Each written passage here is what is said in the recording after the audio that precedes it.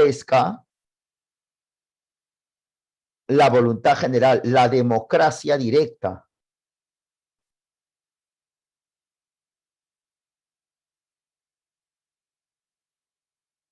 La democracia directa, no la democracia partidarizada, sino que el ciudadano, dice Rousseau, directamente participe. Entonces Rousseau era muy promotor de un mito que yo me acuerdo que te conté, que es el mito del buen salvaje. ¿Te acuerdas o no? El mito del buen salvaje. ¿Y en qué consiste, profesor, el mito del buen salvaje? Era una creencia urbana que se decía de que los seres humanos eran personas bondadosas, buenas, en la época antes de la llegada de los españoles, franceses e ingleses. Antes. Pues antes de la llegada de esos patas, el hombre era un ser bondadoso. Pero cuando llegó el español, llegó el inglés, llegó el francés, se malearon. Se malearon.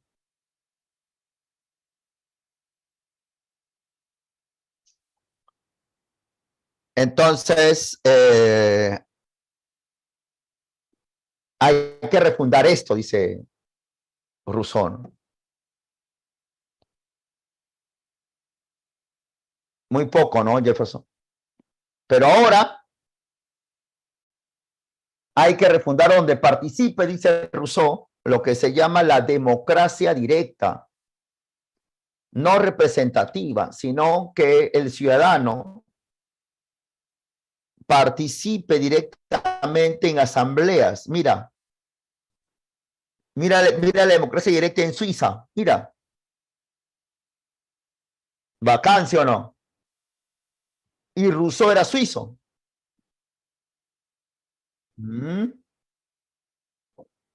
Mira lo que estás viendo ahí. Mira ahí. Carlos me pregunta qué es democracia directa. Lo que está en esa imagen, ¿no ves? Los ciudadanos en este cantón, que es como una especie de pueblo, participa directamente en las decisiones del gobierno. Es una asamblea, pues. Pero en esta asamblea no hay representantes, sino que todos participan. Interesante, ¿no? Mira, pero mira. Pues. Ah. Mira, la gente. Democracia directa. Ahí no hay representante. No es que yo soy el diputado. Porque falta organización, diría Rousseau. Pablo pregunta, ¿y por qué no hay eso en el Perú? Porque no hay una organización adecuada. ¿Por qué? Porque el ciudadano no está bien formado políticamente. Porque no hay una formación adecuada. Por eso. Vamos a copiar, ¿no? Copiamos acá.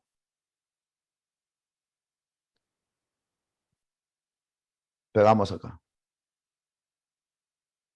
Ahí está, ¿eh? Bacán. Ah. Ahí está, la democracia directa. Y también tenemos otro filósofo llamado, profesor, muy conocido por ti, tú lo conoces muy bien, llamado Georg Hegel. ¿Te acordarás de este idealista? Hegel decía que el Estado es una institución que garantiza la libertad del hombre. El hombre es libre solamente dentro del Estado. O sea, para este filósofo alemán del siglo XIX, el que no vive en el Estado no es libre. Entonces mencionamos, por ejemplo, acá, por ejemplo, profesor, a Hegel y su teoría del Estado, ¿no? Entonces, para Hegel, el Estado es una institución que garantiza las libertades del hombre. Y Hegel, como una vez yo me acuerdo que te conté, yo recuerdo lo que siempre te cuento, maestro, siempre recuerdo. Hegel era partidario de Napoleón Bonaparte.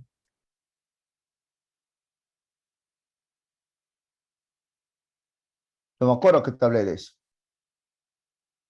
Y te hablé que Hegel era un filósofo que consideraba que Napoleón, claro, muy bien, Carlos. Hegel consideraba que Napoleón era el que encarna la libertad del hombre, que el hombre es libre en la medida que el Estado moderno se expande. Y precisamente la tarea, profesor,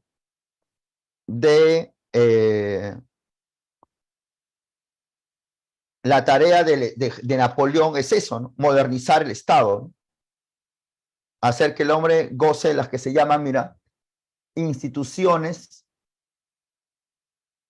políticas modernas, europeas. O sea, que Europa se constituye un Estado moderno, civilizado, donde se respete el derecho al voto, al parlamento, al ejercicio auténtico de la ciudadanía. O sea, que en resumen, que Europa sea pues el modelo de sociedad, pues. Entonces Hegel ya vislumbraba eso. Hegel vivió en el siglo XIX a principios, él no sabía nada pues de la Unión Europea, nada de esas cosas. Pero como que él ya se había dado cuenta que la humanidad, al menos Europa, en la medida que iba avanzando el tiempo, iba avanzando los años, pasando el tiempo, iba a generarse eso, pues. Organizaciones civilizadas, ordenadas, democráticas. Así pensaba ese pata. En plena época napoleónica, maestro. En plena época napoleónica. Mm. Entonces, el Estado es el organismo que garantiza las libertades. Y en esa línea, ya en el siglo XX, ¿eh? En el siglo XX hay un señor llamado Jürgen Habermas. Jürgen Habermas. Entonces, profesor, Habermas es el famoso ideólogo de algo que seguro también para ti es algo conocido. Habermas es el ideólogo, profesor, de algo así, mira, lo voy a poner, de las llamadas, ¿quién no escuchó de esto? Mesas de diálogo. ¿Quién no ha escuchado eso? Tenemos un problema, en vez de pelear, dialoguemos. Así para que el conflicto no se agudice, ¿no? Negar las contradicciones en función de un entendimiento. Entonces, profesor, Habermas es un filósofo alemán del siglo XX que decía esto, ¿no? Él decía, sí, Juan David, dice, el Estado debe constituirse como una democracia deliberativa en la que las decisiones se toman consensuadamente, o sea, a través de consensos, a través de diálogos. Entonces, todos los seres humanos, sostiene Habermas, este filósofo alemán, todos los seres humanos, eh,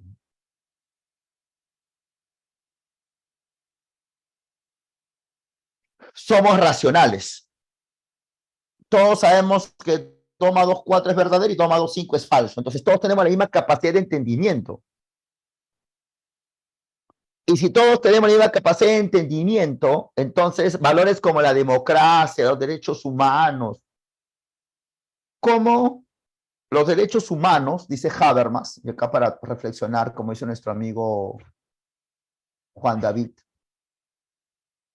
¿cómo se puede fundamentar o defender los derechos humanos a través de bombardeos?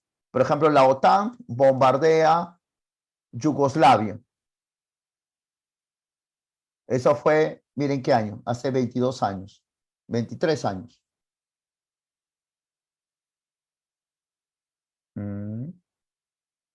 ¿Cómo se va a bombardear, por ejemplo, Libia? ¿Cómo la democracia puede fundamentarse en esto, ¿no? O sea, ¿qué tipo de democracia, qué tipo de libertad se puede fundamentar esto, ¿no? Mira.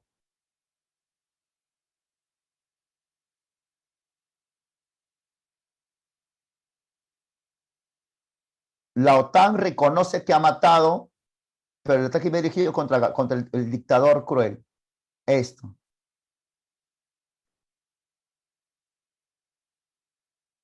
Mira.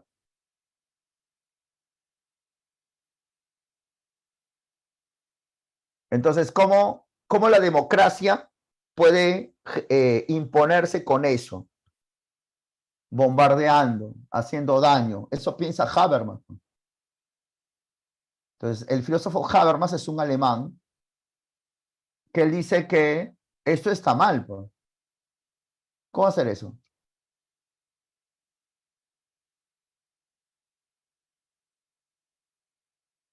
Entonces, lo correcto es, dice Habermas,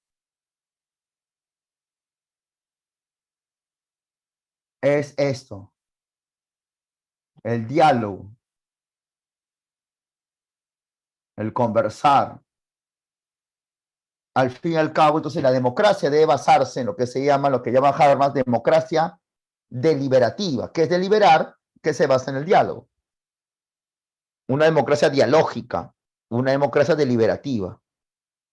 Así piensa este filósofo alemán, Jürgen Habermas. Claro, la OTAN es floro, pues. La OTAN es simplemente una mentira, ¿no? Nada más, es un floro. Tienes toda la razón.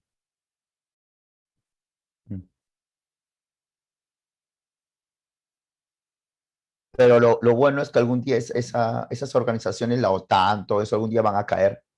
Nada en esta vida es eterno. De repente tú, cuando seas viejito, vas a ver la destrucción de Estados Unidos.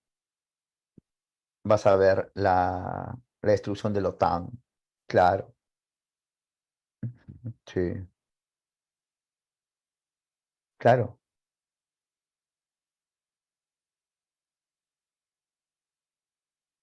claro. Póngalo para todos. Póngalo para todos. Porque ustedes están poniéndolo para mí, solamente lo leo yo. Modifique su chat. Claro. Por ejemplo, Pablo nos hace un razonamiento, ¿no? Sí, pero lo que pasa, Pablo, es que piensa en lo contrario, ¿no? O sea, si tú dices que la OTAN es muy poderosa, ¿tú crees que la OTAN va a ser eterno? O sea, que van a pasar 200 años, la humanidad entera va a pasar y va a seguir la OTAN. Entonces, estás admitiendo que la OTAN un día va a caer, ¿no? ¿No es cierto, no? Claro. Con eso estás diciendo que la OTAN un día se va a caer. Entonces, no es tan exagerado. Nada en este mundo es eterno. Algún día se va a extinguir, va a desaparecer, va a caer. Ahora, ¿por quién será reemplazado? No lo sé, pero va a caer, va a caer. Es bueno a pensar, ¿no? ¿Sabes quién estudiaba estas cosas? Esto lo estudiaba también una filósofa norteamericana llamada Hannah Arendt. Arendt. Claro. Entonces, una filósofa norteamericana. Se llama...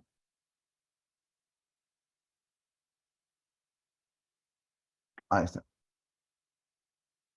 Hannah Arendt. Ella era amiga de un filósofo que una vez hemos visto, Martin Heidegger. ¿Ya? Vamos a hablar un rato de ella. Es una pensadora judía norteamericana. Vamos a ponerlo por acá. Hannah Arendt. Ponerlo por acá.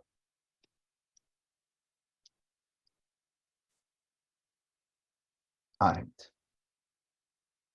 Ella parte de lo siguiente, ¿no? Arendt dice de que la democracia representativa es mala, que tanto defiende Locke y que tenemos nosotros. La democracia relativa conlleva a la aparición de los regímenes totalitarios, aquellos que dominan tanto a la esfera pública como a la privada. Vamos a ver qué es eso, profesor. Para evitar los totalitarismos,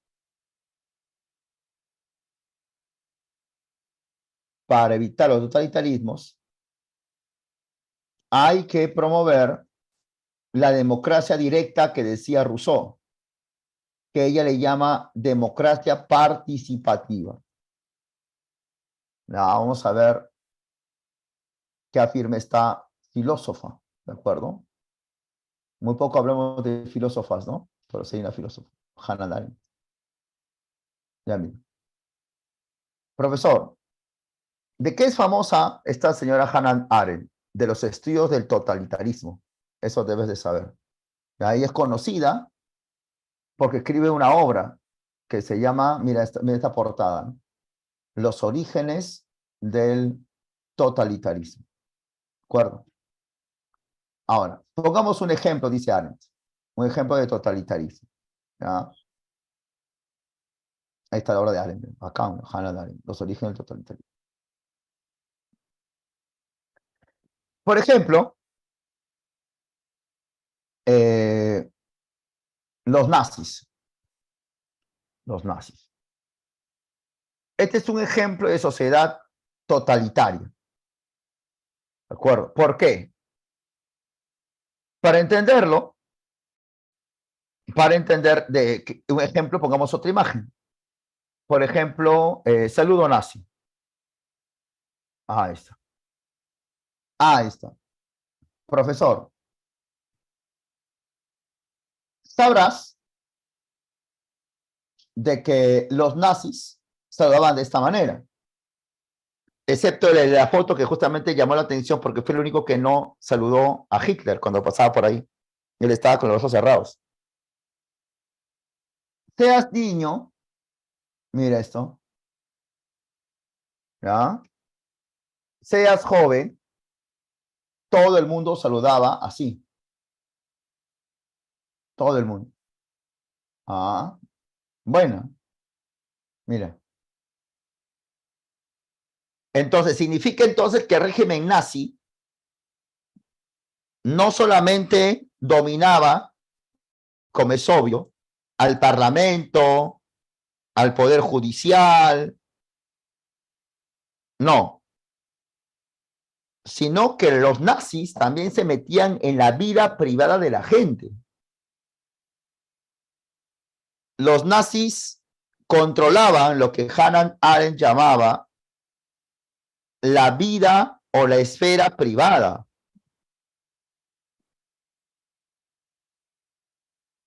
Muy diferente a una dictadura. Cuando pensamos en dictadura, a mí se me ocurre ahorita pensar en la dictadura de Fujimori, el papá de Keiko. Yo me acuerdo mucho de eso.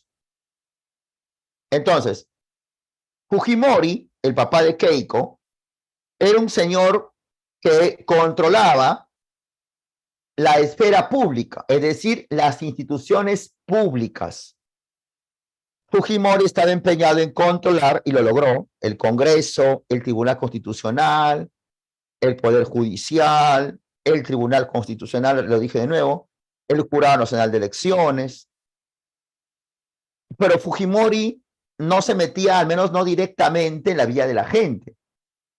En cambio, los regímenes dictatoriales sí lo hacen. Sí lo hacen. Porque el ciudadano se vuelve una persona apolítica, aunque te parezca extraño. ¿Por qué el totalitarismo es consecuencia de la democracia representativa? Porque la democracia representativa, eso de elegir un representante, como en el Perú, genera personas como quizás yo, que creemos que la política es solamente ir a votar cada 5 años, y durante esos 5 años que ya he ido a votar en octubre, de ahí no voy a votar acá 5 años más, y durante los siguientes 5 años me voy a dedicar a mi vida personal, me voy a dedicar a mis cosas personales, familiares, y me voy a desatender de la política. O sea, me voy a volver una persona apolítica, ignorante, sin preparación y por tanto presto a caer en cualquier propaganda. Entonces, cuando un ser humano no tiene formación política, cae facilito en esto, dice Hannah Arendt, porque cae presa de la propaganda. Aparecen los famosos salvadores nacionales.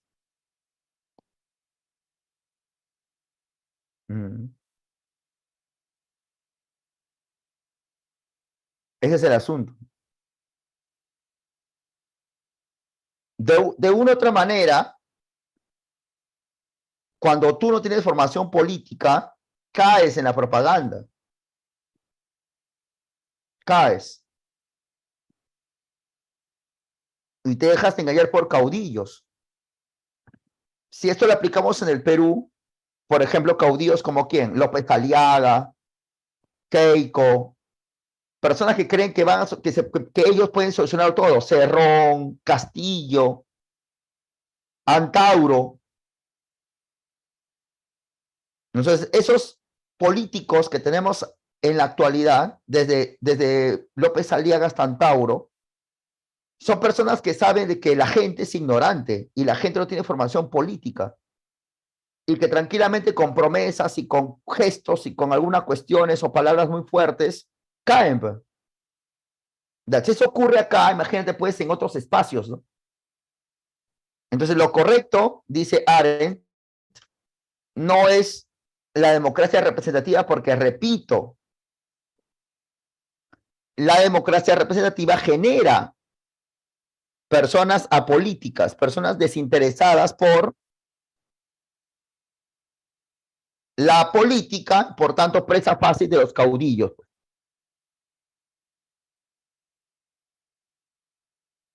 Frente a ello, ¿qué hay que hacer? Frente a ello lo que se hace es la democracia participativa directa, donde el ciudadano, valga la redundancia, participa directamente, ¿no?, en el gobierno. Interesante la relación de Arendt, ¿no? Vamos a poner esto de acá. Los totalitarismos. Aquel régimen político donde el dictador o el líder totalitario controla la vida privada de la gente. Ahora, y frente a ello, profesor, aparece, claro, según, muy bien, Pablo, según Arendt, lo que hay que hacer es eliminar esa forma de democracia. Tiene razón hasta cierto punto, ¿no? Hay gente que cree que política es ir a votar cada 5 años.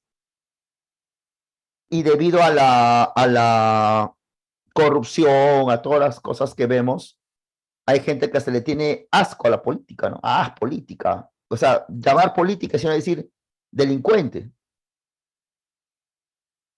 ¿No es cierto? Muy bien, Pablo. O sea, me quiero meter, imagínate que te digan, oye, me quiero meter en política, quieres ser choro, ¿no? Así se ve, ¿no? Algunos piensan eso, ¿no? Tú quieres robar. Prácticamente ser político es ser ratero. Sí, claro, claro, no es broma, no quiero ser un chiste ni nada por el estilo, sino que es verdad. Así piensa la gente ahora, claro. Claro. Quieres robar. Te han dicho eso. Bueno, claro, es cierto, a mí tú me han dicho muchas veces, yo he hablado, ¿qué pasa? Es que nos metemos en política. Quieres robar. ¿No? De frente, ¿sí? Quiero robar. Bien, así es, pues. Muy bien, Jefferson, muy bien. Pero frente a estas teorías, profesor, hemos hablado de los naturalistas, hemos hablado de los contractualistas. Ponemos acá gente brava, la teoría marxista sobre el Estado, que también le hemos hablado, que también le hemos hablado. ¿Qué propone, profesor, el filósofo Carlos Marx y Federico Engels? Algo que seguro tú lo conoces porque ya hemos estado hablando muchísimo.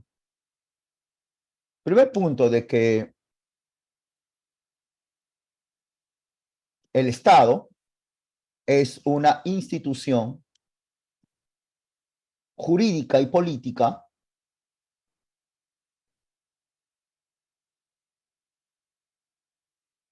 que representa intereses de clases sociales.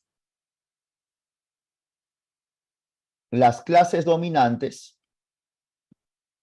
crean su Estado para dominar a las otras clases. En la actualidad, dice Marx y Engels, en la actualidad,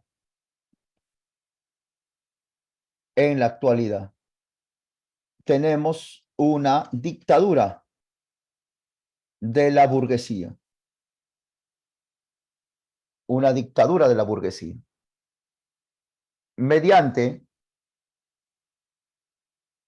una revolución se instaurará una dictadura del proletariado, cuyo objetivo es acabar con el capitalismo. Una vez realizado ello, aparecerá la sociedad comunista. Sociedad sin explotación, sin clases y, por tanto, sin Estado. Eso es lo que pensaban los marxistas. Entonces vamos, como se dice, por el principio. El principio, profesor, es este esquema de Marx. Vamos a hacerlo más grande para que, porque nos alcanza todavía una parte más. Bien, vamos a ver. Marx distingue la sociedad en dos partes, base y superestructura. ¿De acuerdo? Ahí está. Bien. A ver, vamos a ver esto. Ahora, o esto, que está bien chévere. Ahí está, miren. Según Marx, la sociedad se basa, como lo ves acá, en cuestiones económicas. Por ejemplo, el sistema capitalista se basa en la industria. Sobre esta base económica está la cultura, la religión, la educación, los medios de comunicación, la política, las leyes y obviamente el Estado. Entonces, profesor, la base de producción es la que determina las ideas de una sociedad. Entonces, las leyes de la sociedad son expresión de la situación económica. Por eso que, por ejemplo, en la actualidad, las leyes defienden mucho la libre inversión privada, que no es otra cosa la inversión que hace la burguesía. Porque cuando uno piensa libre inversión privada, ya, que yo tengo mis 1.000 soles en mi colchón, voy a sacar mi sanguchería, esa es mi empresa privada. Claro, también protege eso, pero realmente las leyes del Perú no protegen esa inversión de 1.000 soles para que tengas tu carrito sanguchero. Lo que esas leyes hacen es proteger la inversión burguesa, la gran empresa, el gran capital. Entonces la ley no defiende a la gente que vende sándwiches o que tiene su panadería o que tiene su kiosco en la esquina, sino a las grandes empresas. Ese es el asunto. Entonces vamos a poner este esquema muy importante. Entonces la política, al final, es expresión de la economía, dice Marx. Por eso economía no es neutral, la economía es neutral, no. La economía es política. Son como dos caras de una misma moneda. Entonces los economistas no son personas neutrales. La economía no es una ciencia como la matemática en 2 más 2, 4. La economía es política. Eso piensan los marxistas. Entonces, a veces cuando, por ejemplo, tú ves en la prensa, ¿no? Y te dicen,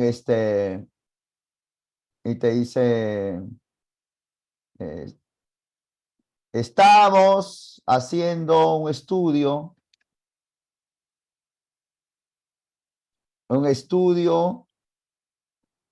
con criterio técnico, mira esta palabra, criterio técnico del Estado, ¿no? Entonces, se cree que, debe haber técnicos en el Estado. Vamos a ver qué encontramos acá. Técnicos. Entonces, nos dicen, ¿no?, de que lo importante del Estado es que hayan personas técnicas y no políticas. Entonces, Marx dice, eso es una mentira, pues, porque el técnico es político, los funcionarios del Ministerio de Economía son políticos, porque representan los intereses económicos y políticos del sistema capitalista. ¿Tú te acuerdas, por ejemplo, de esta jarana, me hice acordar, de Reactiva Perú? ¿Cierto o no? ¿No es cierto? Reactiva Perú.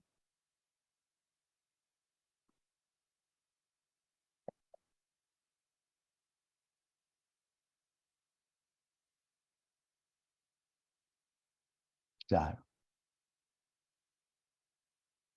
¿Está bien o no? Ahora, la pregunta es, ¿a quién benefició Reactiva Perú? ¿A las empresas chiquitas? No. Reactiva Perú fue un crédito directo a las grandes empresas.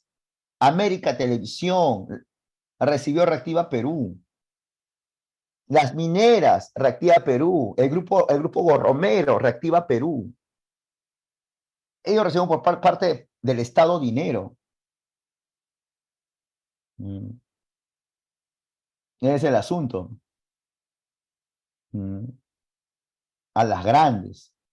Entonces, por un lado, mira, por un lado, la persona dice, ¿no?, el Estado no debe intervenir en la economía.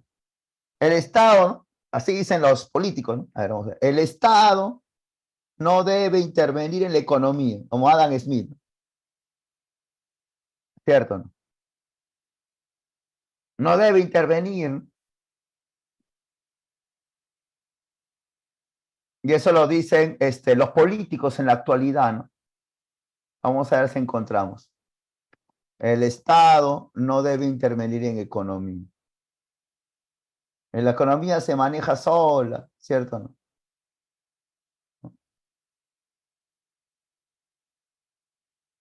Pero luego esa gente que te dice eso y que dice que el Estado no debe dar plata a nadie, porque el Estado no puede regalar plata, son los mismos que recibieron dinero de Reactiva Perú y son los mismos que reciben plata del Estado.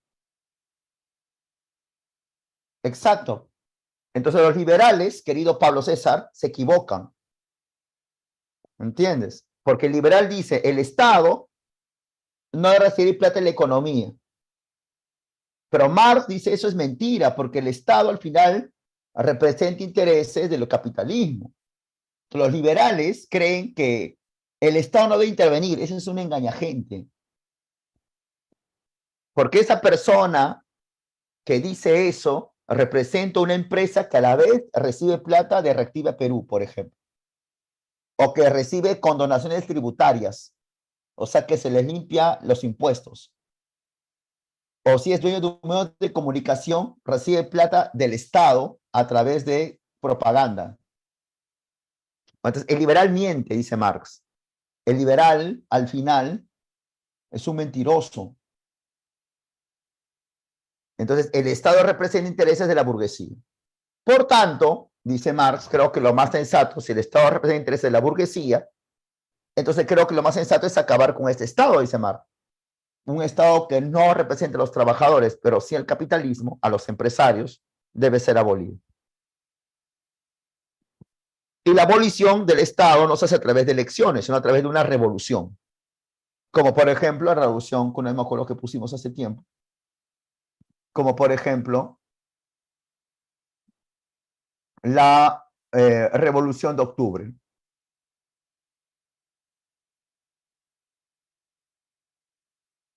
¿Entiendes?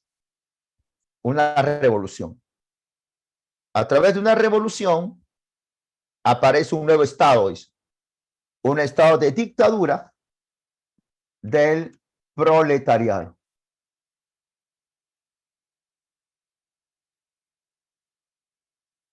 Dictador del proletariado. Donde la clase obrera toma el poder. Mira acá, ¿no? En vez de la burguesía, el proletariado. Y el objetivo de la dictadura del proletariado, dice Marx, es acabar con el capitalismo. Para siempre. Y cuando eso ocurre, aparecerá la sociedad comunista. Sociedad que, como una vez me acuerdo que hablamos en clase, la humanidad aún no ha conocido, ¿no? Lo que ha habido, y eso siempre es importante aclararlo, lo que ha habido en la Unión Soviética hasta el año 53, ojo, hasta que muere Stalin, hasta el año 53, fueron dictadores del proletariado, claro. Y lo que hubo en China, en la China popular de Mao Zedong, fueron dictaduras del proletariado. Bueno. Sociedad comunista no ha habido, pues, ni en Corea del Norte, ni en Venezuela, ni en Cuba. Como dicen, pues, los que hablan sin saber. Lo que ha habido, repito, fueron dictaduras del proletariado en China, con este señor, y en Rusia con los mencionados Lenin y Stalin. Claro, Stalin también. Muy bien, eso propone el marxismo, maestras. Entonces, ¿alguna pregunta hasta acá?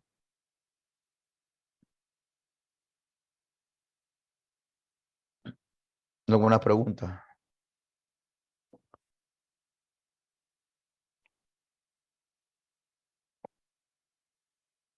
Hemos hecho una super clasesota. Creo que en nuestras clases ordinarias de los martes no hubiésemos hecho tanto. ¿No? No hemos hecho tanto. Creo que hemos hecho más que en la clase normal. ¿No? Claro, Carlos. Lee lo que está ahí, Carlos.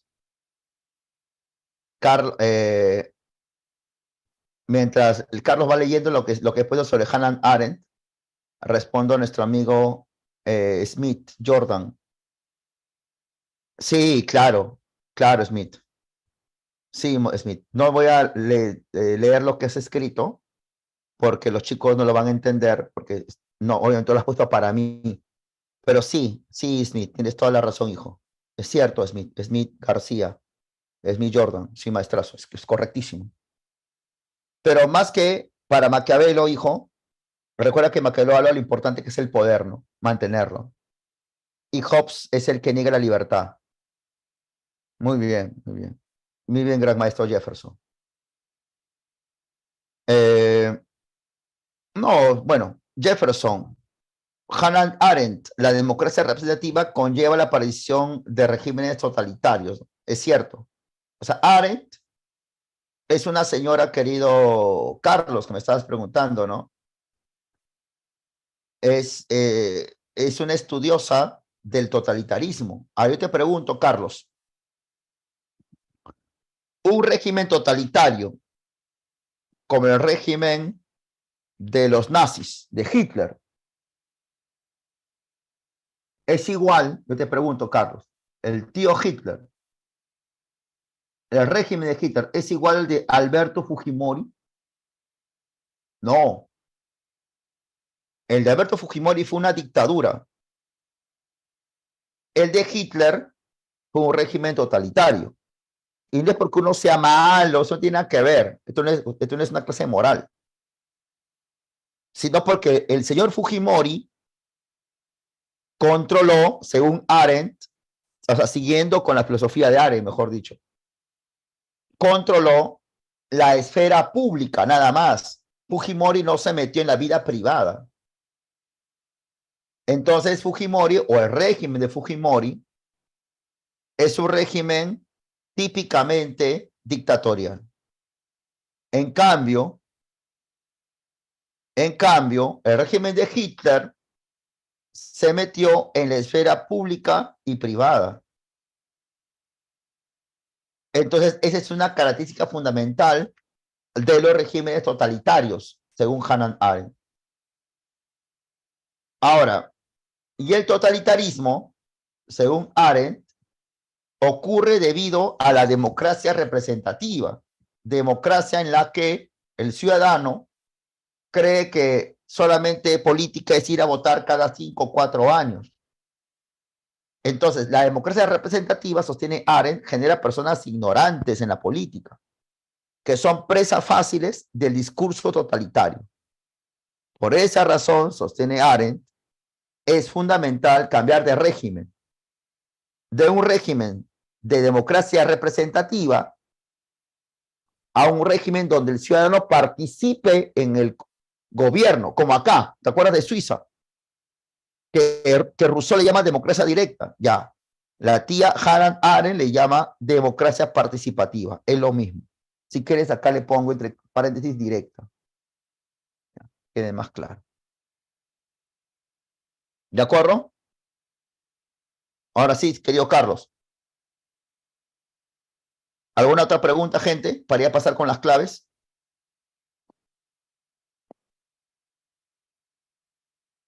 Claro, y eso lo vamos a ver todavía en la próxima clase, Pablo. Claro, Pablo, vamos a verlo. Bien, vamos con las claves. Hay claves que lo puedes hacer solito, solito, solito. A ver, dime la clave de la 1, gente. Ya estamos muy tarde, hemos casi 2 horas de clase, ¿no? Como en los viejos tiempos.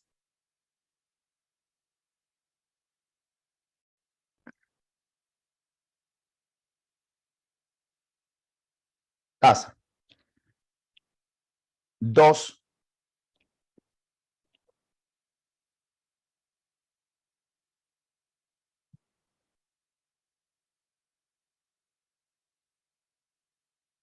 No, la E no, porque es muy directa, pues política.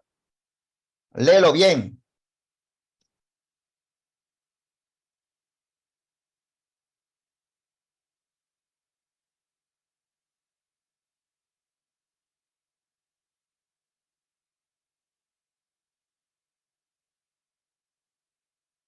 Dedo, ¿no?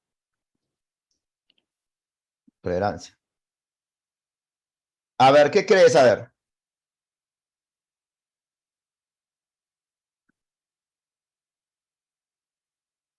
Para decidir que la gente iba a quedarse en su casa, es porque el gobierno, ¿qué tiene?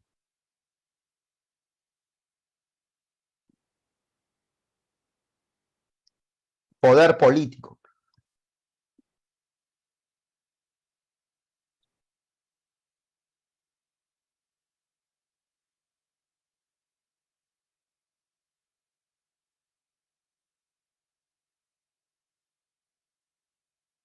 Para reprimir violentamente se emplea la fuerza bruta. Claro. A ver, democracia, ¿qué es democracia?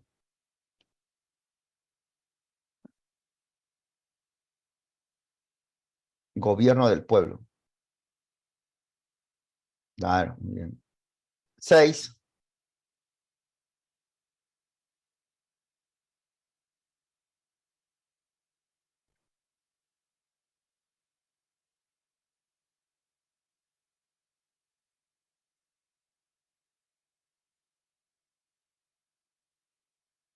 ¿Ves o no?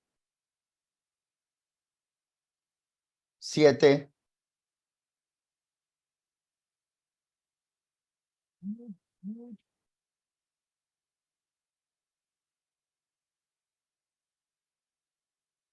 Sujeto racional. ¿Qué sacas eso? Avión, animal político. 8. Los mejores deben gobernar.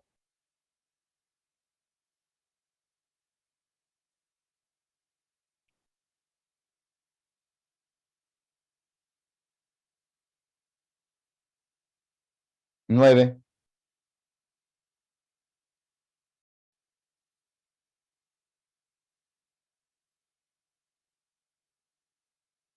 Muy bien, beso. A ver, 10.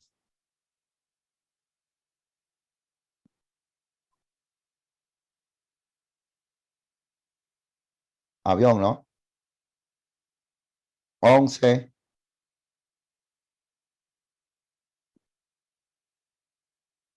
Ujú. 12. A, B, C o D nomás.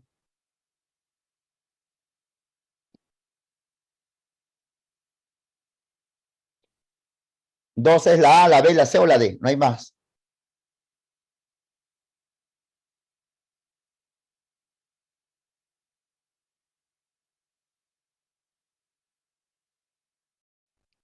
No respondas con preguntas, maestro, cuando lo haces bien. Beso, claro.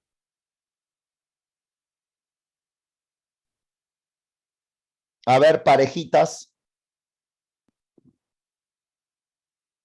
La 11 es avión, hijo. La 11 es avión, Pablo. Dime la clave de la 13, maestrazo.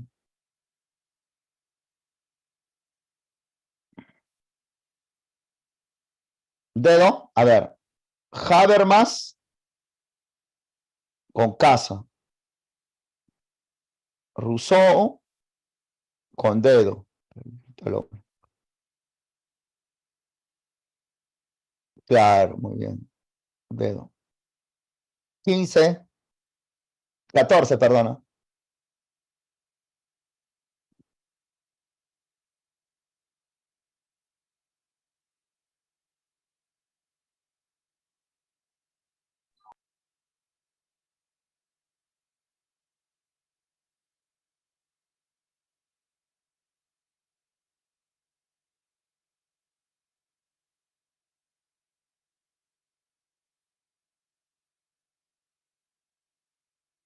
Avión, ¿no?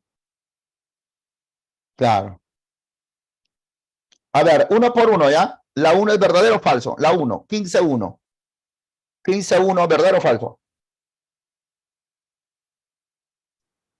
Verdadero. La 2,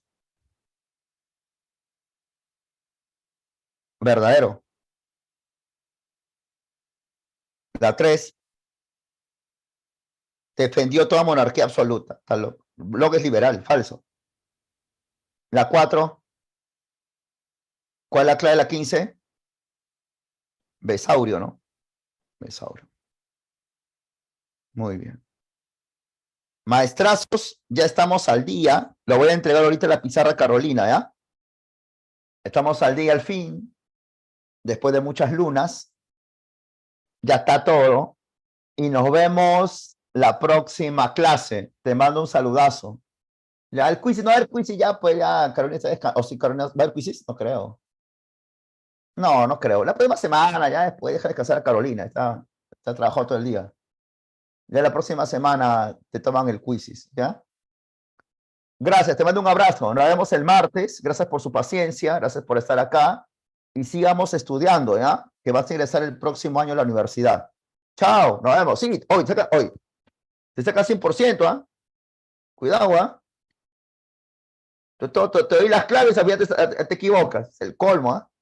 Vas a renegar todos los sábados, los sensualistas. Ya pues sensualista. Vamos a denunciar a los sensualistas. Vamos a poner aquí en la pantalla. No son sensualistas. Chao, nos vemos. Un abrazo. Chao, todos. Chao, un abrazo.